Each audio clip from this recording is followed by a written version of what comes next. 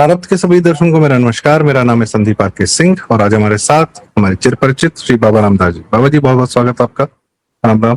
जय श्री राम जी।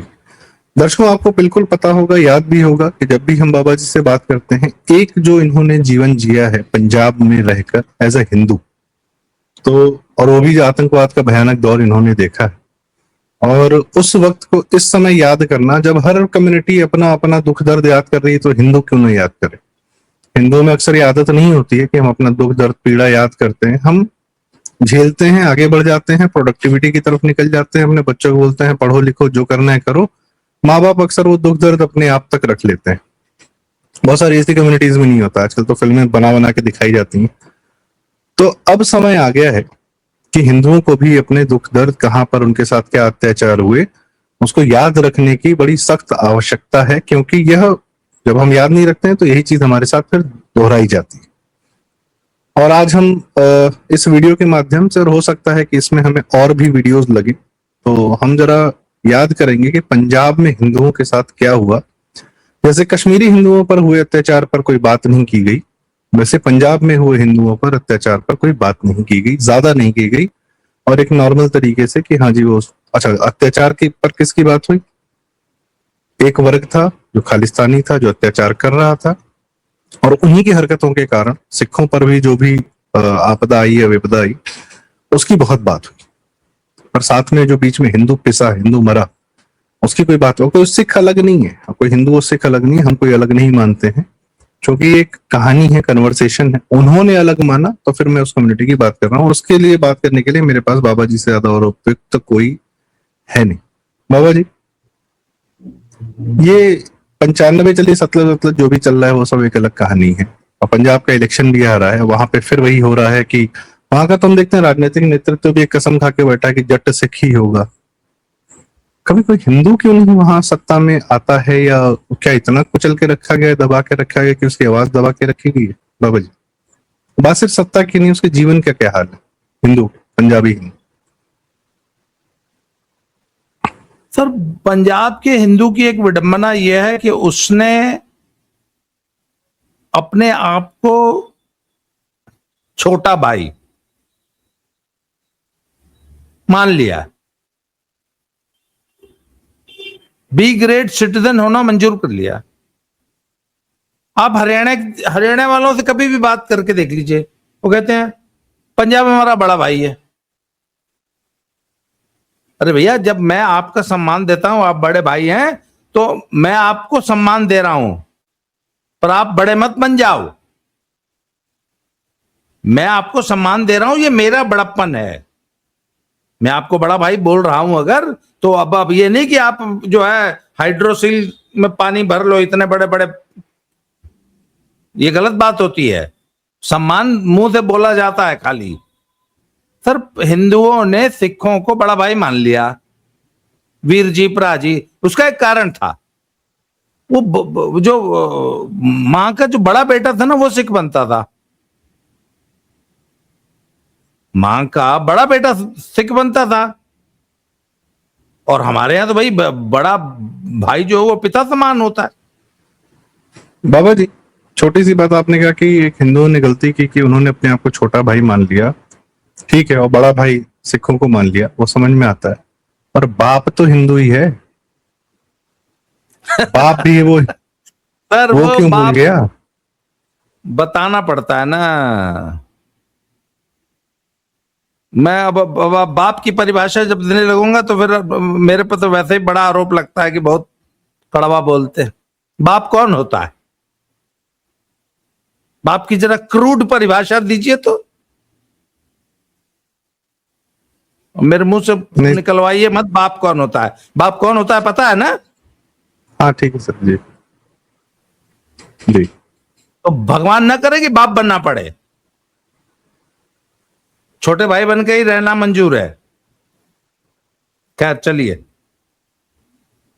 जी। तो हिंदुओं ने छोटा भाई अपने आप को मान लिया है और पंजाब में बी ग्रेड सिटीजन बन के रह रहे हैं। अदरवाइज पॉलिटिकली क्या उदाहरण देंगे सर कि बी ग्रेड सिटीजन के क्या पैरामीटर्स हैं, क्या उदाहरण स्वरूप पे? वही कि पंजाब में हिंदू सीएम नहीं बन सकता, पंजाब में हिंदू सीएम नहीं बन सकता, जब बनेगा जट सिख ही बनेगा। क्यों नहीं बन सकता? हरियाणा में भी जाट के अलावा कोई सीएम नहीं बनता था, बना दिया ना, हरियाणा ने गैर जाट सीएम बना दिया ना। इस बार आप देख लीजिएगा, गैर जट सिख सीएम बन के दिखा देगा पंजाब में, अगर हिंदू जिस दिन चाह जाएगा। आपको अच्छा, आपको ये पता है, बहुत सारे दर्शकों को तो ये पता ही नहीं होगा कि जब भारत का बंटवारा हुआ तो पंजाब, ओरिजिनल जो पंजाब था वो हिमाचल में केलोंग से शुरू होता था और इधर लाहौर से शुरू होता था, अमृतसर से, और वो नीचे बल्लभगढ़ तक चला जाता था, पलवल, होडल, बल्लभगढ़, नीचे तक, तो इधर गंगानगर तक। इतना बड़ा था पंजाब। इन्होंने ये छोटा सा इतना सा बना लिया पंजाब। क्यों बना पाकिस्तान लिया? में भी तो बहुत, पाकिस्तान में भी तो बहुत आगे तक जाता था, रावलपिंडी, पेशावर। वो तो खैर चलिए, वो तो पूरा था ही। हाँ, वो तो पंचनद तो पूरा एकदम, वो तो अफगानिस्तान तक पहुंच जाता था। इन आखिर पंजाब का बंटवारा हुआ क्यों था? सर, पंजाब का बंटवारा हुआ इसलिए था कि जितने शुरू के सीएम उठा के देख लीजिए, लिस्ट ऑफ चीफ मिनिस्टर्स निकालिए जरा पंजाब की। तो आप सही कह रहे हैं सर। ये गोपीचंद भार्गव जी थे, फिर उसके बाद भीमसेन सच्चर जी थे, उसके बाद ये सन 49 से इन लोग की ऐसी रही। फिर गोपीचंद भार्गव जी थे, फिर प्रेसिडेंट रूल था, भीमसेन सच्चर, प्रताप सिंह कैरो जी, गोपीचंद भार्गव, राम किशन जी थे। उसके बाद रीऑर्गेनाइजेशन हुआ 1966 में, जब पंजाब अलग हुआ हरियाणा से। तब इन्होंने फिर गुरमुख सिंह मुसाफिर और गुरनाम सिंह जी, लक्ष्मण सिंह गिल जी, और ये सारे कांग्रेस वाले ही थे। नहीं, फिर पंजाब जनता party, Akali Dal, Indian national Congress, ये आपस में चलते रहता, शिरोमणि अकाली दल। इस प्रकाश सिंह बादल जी थे। ये मतलब है सर, भारत की आजादी के बाद पहले 20 साल तक सारे हिंदू चीफ मिनिस्टर्स हुए पंजाब में। एक आध बीच में अगर कोई थोड़े समय के लिए सिख आया भी तो वापस हिंदू आ गए। इनकी सबसे बड़ी तकलीफ यही थी कि भैया, अच्छा, इनका सबसे बड़ा वो इनके ग्रीवेंस क्या था कि बंटवारा हुआ, मुसलमानों को पाकिस्तान मिला, हिंदुओं को हिंदुस्तान मिला, हमको क्या मिला? तो कम से कम हमको 6 चीफ मिनिस्टर तो मिल जाए। अब जो टोटल पॉपुलेशन थी उसमें हरियाणा में टोटल हिंदू पॉपुलेशन, हिमाचल में टोटल हिंदू पॉपुलेशन, सिख थोड़े बहुत जो पंजाबी जो स्पीकिंग एरिया थे उनमें थे। तो उन्होंने कहा कि बंटवारा करो। हरियाणा काट के अलग कर दिया गया, हिमाचल काट के अलग कर दिया गया। तो अब ये 58% हो गए, हिंदू 42% रह गए। तो इनको लगा अब हम चूंकि मेजोरिटी में आ गए हैं तो अब हमारा 6 चीफ मिनिस्टर हो जाएगा। बाबा जी एक बात बताइए, बंटवारा नहीं था वो। बंटवारे में तो ये था कि भाई मुसलमानों ने आक्रमण किया और वो बड़ा हिंसक था, तो युद्ध ही था। तो युद्ध में तो जिसने जितनी जमीन बचा ली वो उसकी। तो पाकिस्तान को पाकिस्तान इसलिए मिला क्योंकि उसने, मुसलमानों ने वहां से आपको मार के भगा दिया। और हिंदुस्तान को हिंदुस्तान इसलिए मिला क्योंकि हिंदुस्तान 10,000 साल पुरानी सभ्यता है। आप भी अभी भी नए नए आए हैं, 500 साल पहले, 200 साल पहले। आप अभी अभी अभी तो आपका पंथ शुरू हुआ है, ज्यादा कितना, हम तो 10,000 साल पुरानी सभ्यता है। और जिन जगहों की आप बात कर रहे हैं वहां पर बप्पा रावल और हमारे बड़े, मतलब गुरु नानक जी से पहले भी क्या वहां लोग नहीं रहते थे? रहते थे। तो ये तो भारत की सभ्यता थी, इसलिए भारत को ये मिला। मिला क्या? रखा हमने। तो ये क्या तुक हुआ कि हमें क्या मिला जी? आप कहां से अलग हो गए?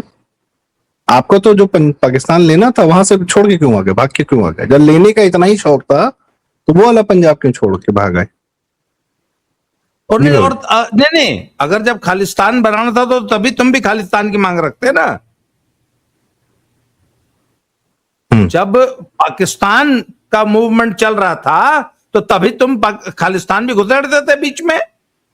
तब तुम्हारा भी लाहौर से लेके पेशावर से लेके जो महाराजा रंजीत सिंह वाला था वो कहता है कि नहीं नहीं नहीं, यहां किसे पाकिस्तान बनेगा, यहां तो खालिस्तान बनेगा। बलूचिस्तानी तो आज तक लड़ रहा है सर अपनी भूमि के लिए। चलिए खैर, वापस आते हैं विषय पे। तो सर, जिस दिन हिंदू डिसाइड कर लेगा उस दिन वो बी ग्रेड सिटीजन बन के नहीं रहेगा, पर निर्णय हिंदू को लेना होगा। पंजाब में। मूल नहीं, ये विषय तो आज ये की बात हो गई कि अब और विक्टिम प्ले न करे और अपनी अब असर्ट करे भाई अच्छी खासी संख्या आपकी भी है जो भी है, पर पहले क्यों पिसा और हिंदू ही क्यों निशाना हुआ सर इनका पंजाब में? मतलब अपनी बादशाहत या अपनी, वो होता नहीं कि मर्द लोग होते हैं जो गरीबों पर अत्याचार करते हैं तो बहुत बड़े मर्द कहलाते हैं, तो ये गरीब हिंदुओं पर ही इन्होंने क्यों अत्याचार किया? और बात भी किसी ने क्यों नहीं की? मीडिया ने नहीं की, न्यूज़पेपर्स ने नहीं की, किसी ने नहीं किया, जिसने की उनको इन्होंने मार डाला। सर, ये 1920 से पहले ये समस्या नहीं थी। 1920 में इनके दिमाग में ये बीज डाला गया कि तुम्हारे जो गुरुद्वारे हैं सो कॉल्ड, इनफैक्ट वो गुरुद्वारे थे ही नहीं, वो मंदिर थे। हरि मंदिर को आज तक ये गुरुद्वारा नहीं बना पाए हैं, आज भी वो हरि मंदिर ही है। और इन स्वर्ण मंदिर की बात हो रही है अमृतसर के। वो स्वर्ण मंदिर तो बाद में सर उसको ऐसे कहने लगे, उसका नाम असली हरि मंदिर है। हाँ, मैं दर्शकों के लिए बता रहा हूं जी। हाँ, तो हरि मंदिर और मूल जो स्थान था वो ननकाना साहब था।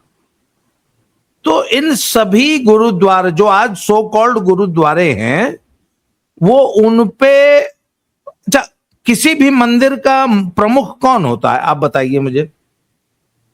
हनुमानगढ़ी का प्रमुख कौन है? महंत जी हैं। महंत जी हैं। संकट मोचन का प्रमुख कौन है? महंत विश्वेश्वरनाथ जी थे, बाद में है ना। उसी तरह हरिमंदिर साहब के भी महंत जी थे। सर गोरखनाथ मंदिर के महंत हैं हमारे योगी आदित्यनाथ जी।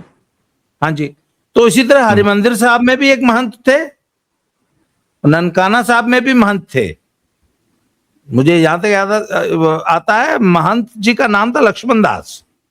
जो ननकाना साहब है ना, उसके महंत जी का नाम है लक्ष्मण दास था। मतलब हिंदू रीति रिवाज से पूजा पाठ जैसे होता है मंदिरों में, वैसे वहां सारा रीति रिवाज से पूजा पाठ होता था, मूर्तियां होती थी, यज्ञ हवन होता था, प्लस गुरु ग्रंथ साहब जैसे सभी धार्मिक, पर गुरु ग्रंथ साहब के साथ वेद, उपनिषद, रामायण, महाभारत, गीता सब होते थे, उनमें गुरु ग्रंथ साहब भी होते थे। तो फिर अंग्रेजों ने इनको समझाया कि यार ये महंतों के चंगुल में क्यों है, तुम्हारे महंतों को हटाओ। और बाकायदा एक अभियान चला, और ननकाना साहब में तो 5 साल चला युद्ध मोर्चा, धर्म युद्ध मोर्चा कहते हैं उसको। और जब ननकाना साहब, उसको ननकाना साहब बोलते हैं, 250 निहंगों ने वहां पे सत्याग्रह किया, कसम खा के गए थे अमृतसर से कि चाहे कुछ हो जाएगा हम शांतिपूर्वक ही करेंगे, और शांतिपूर्वक ही रहे। बल्कि जो महंत साहब की एक छोटी सी सेना थी, उन्होंने अटैक किया, 250 के आसपास निहंग मारे गए थे, जिंदा जला दिया था। ये उस मंदिर पे कब्जा करने गए थे ननकाना साहिब पर अमृतसर से, महंत जी के नियंत्रण से मुक्त कराने गए थे अंग्रेजों के कहने पे। उसको हम कब्जा नहीं कहेंगे, हम बोलेंगे कि महंत जी के, महंतों के चंगुल से मुक्त करा रहे थे। फिर 1925 में सफल हुए, और 1925 में गुरुद्वारों के नियंत्रण के लिए SGPC बनी।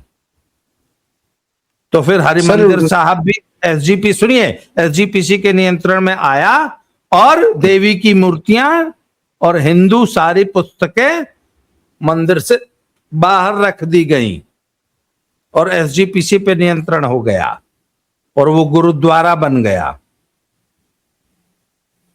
हिंदुओं को भगा दिया गया। सर एक सेकंड, यह है इतिहास। नहीं ठीक है, ननकाना साहब से इन्होंने महंत जी से चंगुल से छुड़ा लिया, निकाल लिया, और किसको दिया है? पाकिस्तानियों को। वो हाँ वो एक अलग विषय। नहीं नहीं सर, है तो वही। तुम हिंदू हटाओगे, ब्राह्मण हटाओगे और खुद जो है इस्लामिक हो जाओगे, खुद क्रिश्चियन हो जाओगे। राह तो तुम्हारी यही दिख रही है साफ साफ। अच्छा एक जी। और चलिए, एक इसी में और जोड़ देता हूं, हालांकि बाद में वो विषय आता है, पहले ले आ देता हूं। 1978 में जो टेररिज्म की शुरुआत है, वो उसकी जो ट्रिगर पॉइंट जानते हैं क्या था? 1978 में निरंकारियों का एक समागम हो रहा था अमृतसर में। तो दमदमी टकसाल का ये नेतृत्व करते थे भिंडराम वाले। इन्होंने कहा कि अच्छा, अमृतसर में निरंकारियों का समागम कैसे हो रहा है, नहीं होने देंगे। ये वहां पहुंच गए, गोली चली, 13 सिख मरे, 3 निरंकारी मरे। वहां से झगड़ा शुरू हुआ। 14 अप्रैल 1978। निरंकारियों से इनका झगड़ा क्या है भाई? निरंकारी जो है जीवित गुरु पूजते हैं, गुरु ग्रंथ साहब प्लस जीवित गुरु। डेरा बल्ला वाले भी यही है, झगड़ा है, गुरु ग्रंथ साहब प्लस जीवित गुरु। हर डेरे वाले से इनका एक ही झगड़ा है। वो कहता है जीवित गुरु नहीं रहेगा, बोले ना गुरु ग्रंथ साहब के साथ जीवित गुरु भी रहेगा। सिख कहते हैं सिर्फ गुरु ग्रंथ साहब रहेंगे, जीवित गुरु की परंपरा हमने खत्म कर दी है। वो कहते हैं ना ना तुमने कर दी, हमने नहीं की, हम तो जीवित गुरु रखेंगे। ये इनका झगड़ा है, आज भी झगड़ते हैं, आज भी झगड़ते हैं। पर सर एक बात है, इनको सर ये तो सिया सुन्नी वाला मैटर लग रहा है। जो डिफरेंस सिया सुन्नी में है। निरंकारियों से इनका क्या झगड़ा कि ये सिखों को बरगला के गुरुडम की तरफ ले जा रहे हैं, जीवित गुरु की तरफ ले जा रहे हैं। मतलब गुरु ग्रंथ साहब से हटा के जीवित गुरु की तरफ ले जा रहे हैं। ईसाई क्या कर रहे हैं? हालेलुया। निरंकारियों पर तो उसने गोली चला दी, नहीं होने देंगे। चंगाई सभा क्यों नहीं रोक लेते पंजाब में? वहां तो यीशु बल्ले बल्ले हो रहे हैं सर। यहां वहां पता नहीं कितने लाख हो गए, वहां क्यों नहीं रोक लेते? हिंदुओं से छीन के ईसाई हो जाना या पाकिस्तानी हो जाना, हाँ ये नियति है। निरंकारी नहीं होना चाहिए, हिंदू नहीं होना। मतलब कोई सिख हिंदू ना बने, निरंकारी ना बने, राधा स्वामी ना बने, हालेलुया हो जाए, मंजूर है। यह है विडंबना। ये वक्री कौम है सर। हाँ मतलब आज इनकी पूरी ताकत सिर्फ एक चीज पे लग रही है कि हम हिंदुओं से अलग हैं। पर एक बात और कहने लगे हैं, हम हिंदुओं से अलग हैं, हिंदुओं से हमारा कुछ नहीं मिलता, मुसलमानों से हमारा बहुत मिलता है। मुसलमान हमारे भाई हैं, हिंदू हमारे भाई नहीं है, मुसलमान हमारे भाई। एक सरदार जी का वीडियो आया था। अब वो चूंकि भाई सिख भी हैं, वो लोग जानते हैं अपने सनातनी रूट्स को, हिंदू रूट्स को जानते हैं, तो मानते भी हैं। वो कह रहे हैं कि वो जी एक बात बताओ, चलो ठीक है, तुम्हारे राम जो गुरु ग्रंथ साहिब में रामकृष्ण जी का नाम, शिव जी का नाम है, वो कोई और है, ये नहीं है, हिंदू वाले नहीं, कोई बात नहीं। अल्लाह का नाम कितनी बार आया गुरु ग्रंथ साहिब में भाई? कि इस्लाम से जाके जुड़ जाते हो। और उन्होंने तो गाली भी दी। 8,500 भाई, राम का, कृष्ण का और हरि का तो 8,500 बार है, अल्लाह का कितनी बार है? कलमा भी नहीं लिखा है गुरु ग्रंथ साहिब में, ला इलाहा इल्लल्लाह मोहम्मद रसूलुल्लाह। कलमा भी होता तो समझ में आता।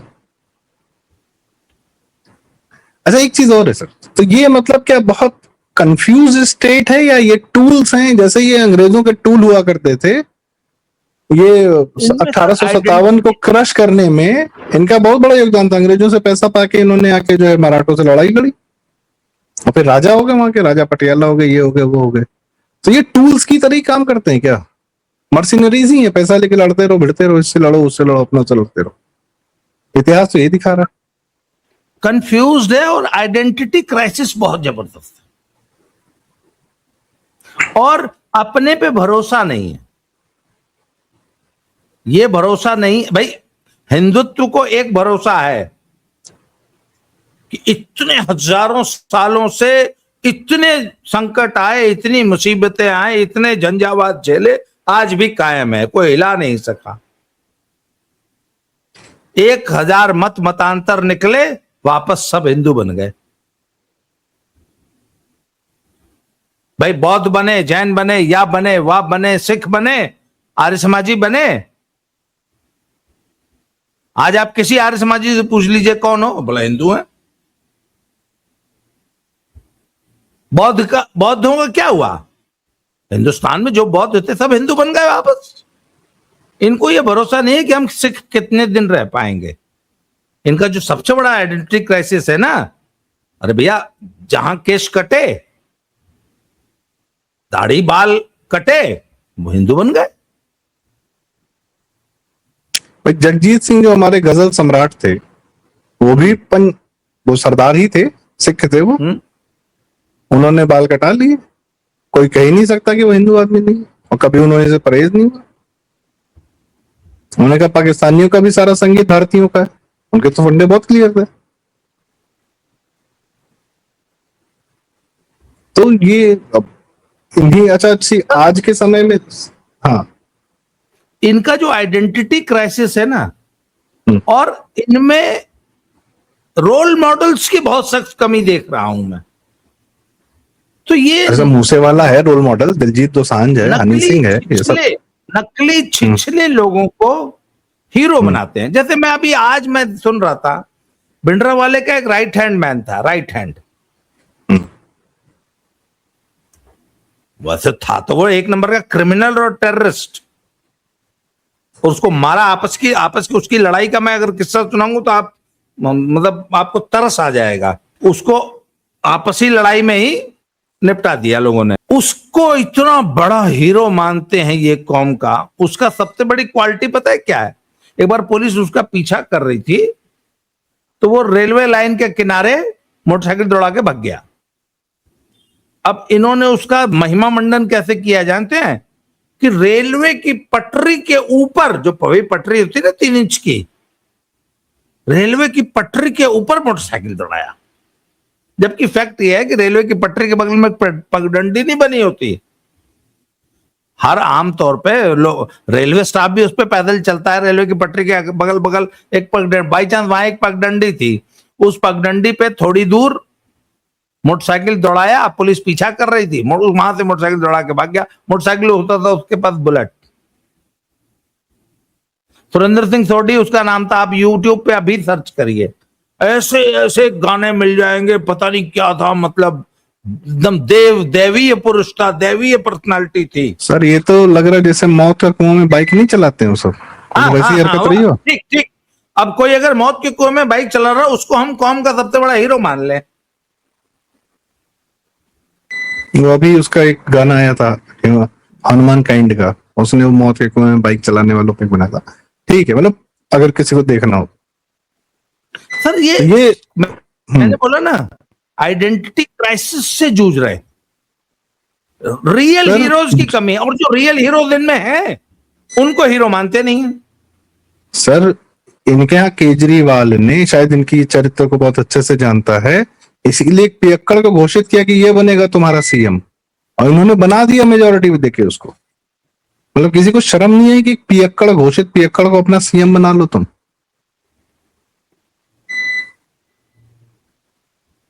भाई एक बात बताइए ना, हमारा अभी थोड़े दिन पहले तक जो एयर चीफ स्टाफ थे, he was a Sikh gentleman. क्यों? सर छोटी मोटी अचीवमेंट होती है। एयरफोर्स का चीफ हो जाना, आर्मी का चीफ हो जाना, आर्मी, अरे सर एक आर्मी जनरल्स हुए हैं सर। सर 370 हटाने में पूरी कश्मीर की कमांड किसके हाथ में थी? ढिल्लन साहब के हाथ में थी। किताब लिखी उन्होंने, कितने गाजी आए, कितने गाजी गए। टाइनी ढिल्लन। हाँ, वो आदमी, उनको आदमी पांव छू ले सर, आदमी जहां सामने दिख जाए वो।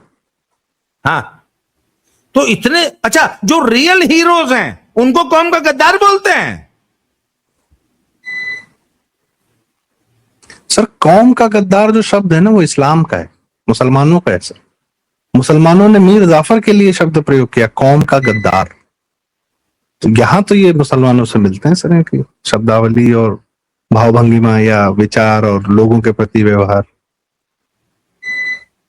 गुरुद्वारों को मस्जिदों जैसा बना दिया है, कि वैसे ही कंट्रोल होता, वैसे ही मौलाना कंट्रोल करते हैं, कोई फतवा देगा तो ये काम करेंगे, नहीं करेंगे फिर जो हरकतें हैं वो तो दिख रही कि अब चलते चले जा रहे हैं उनकी तरफ।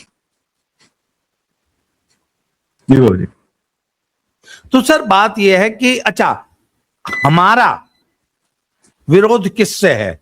हमारा हर उस व्यक्ति से विरोध है जो देश से अलग होने की बात करेगा और धर्म से अलग होने की बात करेगा। देश और धर्म, सनातन से आप सनातन के द्रोही मत बनिए और देश के द्रोही, राष्ट्र प्रथम। सर यही तो इनके प्रोटेक्शन भी है ना, इनको प्रोटेक्ट कौन करता है? भारत राष्ट्र करता है और सनातन धर्म करता है। वरना जहां जाते हैं वहां नोच लिए जाते हैं, कोई इस्लामिक बना देता है, कोई ईसाई बना देता है। मेरे लिए एपीजे अब्दुल कलाम एक राष्ट्र पुरुष हैं, मेरे लिए आदर्श हैं वो। मैं उनको कौम का हीरो मानता हूं। ब्रिगेडियर उस्मान, पूजा, हाँ ब्रिगेडियर उस्मान वो मेरे लिए हीरो है। मैं मेरे लिए उनकी पूजा पद्धति मुझे कोई दिक्कत ही नहीं है। हमारा पूजा पद्धति का कभी कोई विरोध नहीं है भाई। वही बात है, राष्ट्र और धर्म। जी। तो आप राष्ट्र के प्रति यदि समर्पित हैं तो आप मेरे हीरो हैं। बात तो हर वो समाज में हर वो सिख जो राष्ट्रवादी है, जो भारत को अपना राष्ट्र मानता है, भारत के प्रति अपनी एलिजियंस रखता है, वो मेरा हीरो है। जो भारत से अलग होने की बात करता है वो मेरे लिए, मैं उसे डिसोन करता हूं, बात करता हूं। सर रमणीक सिंह मान जी हैं, आज भी कितने ज्यादा राष्ट्रवादी सिख हैं हमारे। अभी रमणीक सिंह बिट्टू जी भी हैं, बहुत सारे लोग हैं कितना। और सर एक बात बताइए, इनका तो मैं देखता था हिंदू समाज में बहुत सम्मान होता था। हमारे मुहावरे थे भैया, और बात में सिर्फ पंजाब की नहीं कर रहा हूँ, दिल्ली में, यूपी में, बिहार में, कहीं भी, कि भाई साहब सरदार पे भरोसा कर सकते हो आप कहीं भी। हमारे पापा मम्मी कहते थे कि सरदारों पे आप भरोसा कर सकते हैं, अनजान शहर में कहीं पे भी, कहीं भी गलत नहीं करते, ये नहीं करते। ये अब ये चलन ही सब खत्म हो गया। इनकी अपनी हरकतें जो पिछले, ये मैंने देखा किसान आंदोलन के बाद से ज्यादा इनका, किसान के नाम पे जो आंदोलन किया उसके बाद से इन्होंने अपना सारा सामान खो दिया आम समाज। सर देखिए, जब आप खालिस्तानी एजेंडे से प्रभावित होकर उस एजेंडे को प्रमुख रख के कोई काम करेंगे तो आप संदिग्ध हो जाएंगे। किसान आंदोलन में जब इन्होंने खालिस्तानियों को कमान दे दी, निश्चित रूप से आप संदिग्ध हो जाएंगे। जी जी। तो मुझे लगता है जैसा हमने कहा, बाबा जी आपने हमें आज समय दिया, और दर्शकों से हमने यह भी कहा कि अभी बहुत सारी चर्चाएं आवश्यक हैं, बहुत सारे विषय हैं। हिंदू विक्टिम के जितने घटनाएं हुई, कितने ज्यादा इन लोगों ने हत्याएं की हैं, तो हम उस पर भी वीडियो करना चाहेंगे आपके साथ कि क्या क्या सिलसिलेवार तरीके से उन्होंने किस किस तरीके से खालिस्तानियों ने हिंदुओं पर जो अत्याचार किया है। और मांग चाहे इनकी कुछ भी रही हो, हिंदू पर ही अत्याचारी लोग करते रहे, चाहे मुसलमान रहा हो, चाहे पाकिस्तानी रहा हो, चाहे बंगाल में रहा हो, चाहे कभी भी किया हो, हम ही विक्टिम मिल जाते हैं। तो अब हम विक्टिम प्ले करने को रेडी नहीं है, हम अपने कष्ट को याद करेंगे, पीड़ा को याद करेंगे। और अभी तो यह भी कि 1 जून को मार्शल रेस बोला जाता है सर, इस बात में कितनी सच्चाई है और कितना बड़ा झूठ है, इस पर भी हम लोग चर्चा करेंगे। तो इसी के साथ आज की चर्चा का समापन। दर्शक बाबा जी आपने हमें समय दिया, एक हमने अभी इंट्रोडक्शन दिया है, क्योंकि पंजाब इलेक्शन आ रहा है, भारत के लिए महत्वपूर्ण है वह प्रदेश, और वहां पर किसी भी प्रदेश में, गुजरात हो, महाराष्ट्र हो, हर जगह चुनाव होते हैं। बिहार में अलगाववाद नहीं होता है, आखिरी अलगाववाद की ये जो कोड़ फंसा हुआ है कैंसर, तो इसका भी इलाज जरूरी, इस पर नजर बनाए रखना जरूरी है, उसके असल इतिहास पर बात करना, उसको सामने लाना बहुत जरूरी। तो बाबा जी बहुत बहुत धन्यवाद, आपने हमें समय दिया, और आपके माध्यम से ये बात हम सामने सदैव रखते रहेंगे। दर्शकों कृपया ये वीडियो लाइक करें, चैनल कमेंट्स अपनी राय हमें जरूर बताएं, चैनल जरूर सब्सक्राइब करें, बाबा रामदास जी का चैनल, बाबा की खरी खोटी, और हमारा चैनल प्रार्थ। बहुत बहुत धन्यवाद, नमस्कार, जय श्री राम। जय श्री राम।